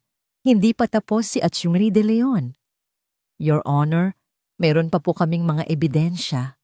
Inilabas niya ang mga dokumento ng utang ni Eileen sa pasugalan. Pagkatapos ang mga litrato ni Dennis na inaabot ang envelope ng pera. "Ito po ay mga litrato ni G. Dennis Alcantara, kapatid ng aking kliyente na nagbibigay ng malaking halaga kay Miss Mimis Reyes. Ilang araw lang po ang nakalipas. Pagkatapos nito, bigla na lang siyang naglaho." At para sa huling baraha, ipinlay niya ang isang audio recording. Ang boses ni Dennis at Eileen. Malinaw. Kailangan mong mawala. 200,000 piso. Kunin mo at kalimutan mo na kaming lahat. Sige, pero huwag na huwag mong babanggitin ang pangalan ko. Ang courtroom ay lubusang natahimik. Ang lahat ng kasinungalingan ni Eileen ay gumuho na parang isang kastilyong buhangin. Ang kanyang muka ay hindi na maipinta isang halo ng gulat takot at sukdulang pagkatalo. Wala na siyang masabi. Tumingin siya sa kanyang abogado na yumukulang sumusuko na rin. Miss Reyes, sabi ng hukom, ang boses ay malamig at puno ng awtoridad. Mayroon ka pa bang nais sabihin para ipagtanggol ang iyong sarili? Umiling lang si Eileen, ang mga luha na ngayon ay totoo na, ay nagsimulang dumaloy sa kanyang mga pisngi. Tumayo si Victor. Your Honor, may I have your permission to speak? Tumango ang hukom. Huminga ng malalim si Victor at tumingin hindi sa hukom kundi sa buong silid. Ang pamilya po ay hindi lang dugo. Simula niya ang boses ay matatag, ngunit puno ng emosyon. Ito po ay pagpili, isang pang-araw-araw na pagpili na mahalin, alagaan at protektahan ng isang tao. Ang babaeng ito, turo niya kay Eileen, ay maaaring ang nagbigay buhay kay Mia. Ngunit tinalikuran niya ang pagiging isang ina noong araw na iniwan niya ang kanyang anak na mag-isa sa dilim. Ang pagiging magulang ay isang responsibilidad, hindi isang karapatan na pwede mong gamitin para mangikil. Ang batang ito, tumingin siya kay Mia, ay dumanas na ng sobrang sakit na hindi kayang dalhin ng sino mang musmos. Ang tanging hiling ko lang po ay bigyan siya ng pagkakataong magkaroon ng isang tunay na tahanan. Isang tahanang hindi siya sasaktan, hindi siya iiwan at mamahalin siya nang walang kondisyon. Iyon lang po ang hiling ko. Pagkatapos niyang magsalita, isang katahimikan ang muling bumalot. Tumingin ang hukom sa kanyang mga papeles, pagkatapos ay kay Eileen, pagkatapos kay Victor at sa huli kay Mia. Kinuha niya ang kanyang maliit na martilyo. Matapos kong pakinggan ang lahat ng panig at suriin, ang lahat ng ebidensya, sabi ng hukom, ang kanyang boses ay umaalingaw-ngaw sa silid. Malinaw sa korteng ito na si Miss Eileen Reyes ay hindi lamang nagpabaya kundi sinadya niyang ilagay sa panganib ang buhay ng kanyang anak para sa sarili niyang kapakanan. Ang kanyang mga testimonya ay puno ng kasinungalingan at panlilinlang. Huminga siya ng malalim. Dahil dito, ang petisyon para sa sole custody ay ibinabasura. Ang lahat ng parental rights ni Eileen Reyes sa batang si Mia ay binabawi ng Estado. Isang kolektibong hininga ng ginhawa ang narinig mula sa panig ni Victor. Niyakap ni Imelda ang kanyang anak. Si Consuelo ay napahagulgol ng tahimik. At bilang pagkilala sa ipinakitang pag-aaruga at kakayahan ni G. Victor Alcantara. At dahil ito, ang nasa pinakamabuting interes ng bata, ang sole and permanent guardianship kay Mia ay iginagawad sa kanya epektibo ngayon din. Pukpok ang tunog ng martilyo ay tila isang putok ng baril na naghudyat ng katapusan ng giyera. Si Eileen ay napahagulgol ng malakas habang dinadala ng mga gwardiya palabas ng silid. Si Victor naman ay lumuhod sa harap ni Mia na nakatingin sa kanya na may mga matang puno ng luha at pagkalito. Tapos na, Mia. Sabi ni Victor, ang sarili niyang mga mata ay lumuluha na rin sa saya at ginhawa. Tapos na ang laban. Uuwi na tayo. Niyakap ni Mia si Victor ng napakahigpit. Sa unang pagkakataon, ang yakap niya ay hindi dahil sa takot, kundi dahil sa purong kaligayahan. Isang bulong ang kumawala sa kanyang mga labi. Isang salitang matagal na niyang gustong sabihin. Salamat po, Papa. Habang papalabas sila ng gusali ng korte, ang kulay abong kalangitan ay unti-unting nagliliwanag. Sumilip ang araw sa pagitan ng mga ulap. Tumunog ang telepono ni Victor. Isang text message mula sa kanyang ina. Umuwi na kayo sa bahay. Nagluto ako. Hihintayin ko kayo. 1 taon. Mabilis na lumipas ang 1 taon na puno ng pagbabago, paghilom at mga unang pagkakataon. Ang mansyon na dati malamig at tahimik ay napuno na ng buhay at tawanan. Ang mga multo ng nakaraan ay unti-unting napalitan ng masasayang alaala. Ang eksena isang hapon ng linggo sa malawak na hardin ng mansyon. Ang hangin ay may dalang amoy ng bagong tabas na damo at mga bulaklak. May mga lobo na nakatali sa mga sanga ng puno at isang mahabang mesa ang nakahanda puno ng pagkain. Ito ang 8 kaarawan ni Mia. Si Mia na ngayon ay mas matangkad na mas malusog at may mga matang kumikinang sa saya, ay tumatakbo-takbo sa damuhan, nakikipaghabulan sa ilang mga bagong kaibigan mula sa kanyang klase. Ang kanyang tawa ay malutong at walang bahid ng takot, isang tunog na naging paboritong musika ni Victor. Sa isang sulok nakaupo sa isang ratan na silya si Victor, katabi ang kanyang ina na si Imelda. Pinapanood nila ang mga bata. Ang dating tensyon sa pagitan nilang mag-ina ay napalitan na ng isang komportableng katahimikan. "Tingnan mo siya," sabi ni Imelda, isang tunay na ngiti ang nasa kanyang mga labi. Sino ang mag-aakala na ang batang iyan ay dumaan sa ganoong kapait na karanasan? "Matatag siya, Ma. Mas matatag pa sa ating lahat." Sagot ni Victor, ang pagmamalaki sa kanyang boses ay hindi maitatago. Pagkatapos ng kaso, marami ang nagbago. Tinupad ni Imelda ang kanyang pangako. Linggo-linggo dumadalaw siya, hindi na bilang isang kritiko, kundi bilang isang lola. Siya ang nagturo kay Mia kung paano mag-alaga ng mga rosas sa hardin at kung paano magluto ng kanyang paboritong sinigang. Sa pamamagitan ni Mia, muling natagpuan ni Imelda ang nawala niyang koneksyon sa anak. Si Dennis naman, pagkatapos ng kahihiyan sa korte, ay tuluyan ng umalis.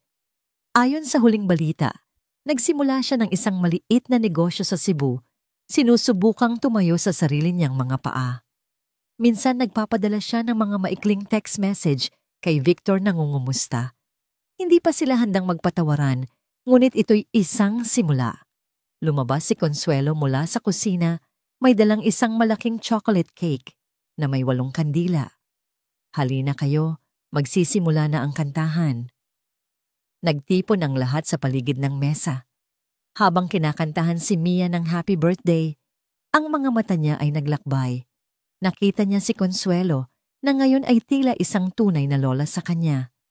Nakita niya si Imelda, ang lola Amy niya, na pumapalakpak. At sa huli, nakita niya si Victor, ang kanyang papa, na nakatitig sa kanya na may pagmamahal na kayang punuin ang buong kalawakan. Ipinikit niya ang kanyang mga mata, humiling at hinipan ang mga kandila. Pagkatapos ng party ang mga bisita ay nakaalis na at ang araw ay papalubog, na tinawag ni Victor si Mia. Umupo sila sa swing sa ilalim ng puno ng akasya. "May regalo pa ako sa'yo," sabi ni Victor, inaabot ang isang malaking brown envelope. Nagtatakang binuksan ito ni Mia. Sa loob, may mga opisyal na dokumento. Sa unahan nakita niya ang kanyang pangalan. Ngunit sa pagkakataong ito, iba na ang apelyido, Mia Alcantara. "Simula ngayon," sabi ni Victor, ang boses ay medyo nanginginig sa emosyon, "opisyal ka ng isang Alcantara. Anak na kita sa mata ng batas at higit sa lahat sa puso ko." Nagsimulang mamuo ang luha sa mga mata ni Mia. Hindi luha ng kalungkutan, kundi luha ng sukdulang pasasalamat. Niyakap niya si Victor ng mahigpit. "Ito po ang pinakamagandang regalo sa lahat, Papa."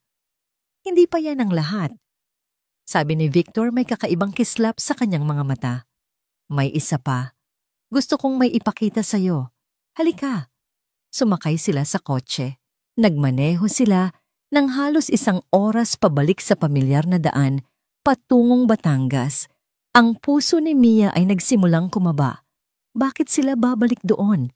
Huminto sila sa mismong lugar kung saan siya iniwan ni Eileen, ang lugar kung saan sila unang nagkita ni Victor. Ang mga tubuhan ay naroon pa rin matatayog at tahimik. Ngunit may nagbago. Sa tabi ng kalsada, kung saan dati ay isang abandonadong lote lang, may isang malaking sign na nakatayo ngayon. Alcantara Mia Foundation, isang tahanan para sa mga batang nangangailangan. Soon to rise. Sa likod ng sign may mga bulldozer at mga trabahador na nagsisimula ng linisin ang lugar. Ano? Ano po ito? Tanong ni Mia, hindi makapaniwala sa nakikita. Binili ko ang lupang ito. Paliwanag ni Victor. Ang lugar kung saan nagsimula ang lahat. Ang lugar na dating simbolo ng pag-abandona, gagawin nating simbolo ng pag-asa. Dito magtatayo tayo ng isang maliit na center. Isang bahay ampunan kung saan ang mga batang tulad mo, mga batang dumanas ng hirap, ay makakahanap ng ligtas na masisilungan. Tumingin si Victor kay Mia. Gusto kong ikaw ang tumulong sa akin sa pagdisenyo nito. Gusto kong ang bawat sulok ng lugar na ito ay magkaroon ng puso mo. Dahil ikaw ang inspirasyon nito. Ikaw, Mia, ang nagturo sa akin kung paano muling magkaroon ng puso. Sa sandaling iyon, sa gitna ng alikabok at ng papalubog na araw, naiyak si Mia ng husto. Ngunit sa pagkakataong ito ang pinakamasayang pag-iyak sa buong buhay niya. Naintindihan niya na ang kanyang sakit ay hindi na sayang. Ang kanyang madilim na nakaraan ay magiging liwanag para sa iba. Bumalik sila sa mansyon ng ang buwan ay maliwanag na sa kalangitan. Pagpasok nila, naabutan nila si Imelda at Consuelo sa sala nagkakape at nagtatawanan na parang matagal nang magkaibigan. O nandyan na pala kayo, bati ni Imelda. Halika Mia, apo. May tinira akong cake para sa'yo. Umupo si Mia sa pagitan ng dalawang babae na naging mga lola niya. Kinuha ni Victor ang isang photo album mula sa estante at umupo sa tabi nila. Tingnan natin ang mga litrato, sabi niya. Habang binubuklat nila ang mga pahina, ang bawat larawan ay isang kwento. Ang unang araw ni Mia sa mansyon marumi at takot. Ang kanyang unang nawalang ngiti habang kumakain ng ice cream. Ang kanyang unang araw sa eskwela. Ang gabi ng kaguluhan at ang araw ng tagumpay sa korte. At ang pinakahuli, ang kanyang kaarawan kanina na papalibutan ng mga taong nagmamahal sa kanya. Tumingin si Victor sa paligid. Ang kanyang ina na natutong mahalin ng isang estranghero. Si Consuelo na mula sa pagiging tagasilbi ay naging isang miyembro ng pamilya. At si Mia ang anghel na dumating mula sa alikabok para iligtas siya mula sa sarili niyang kalungkutan. Ito, bulong ni Victor sa sarili habang pinagmamasdan ang 4 na taong nagtatawanan sa sala. Ito ang tunay na tahanan. Si Mia na may tsokolate sa gilid ng bibig ay tumingala kay Victor at ngumiti. Isang ngiting nagsasabing lahat ay nasa tamang lugar. Isang ngiting nagsasabing, sa wakas, pagkatapos ng mahabang paglalakbay sa dilim, nakauwi na siya.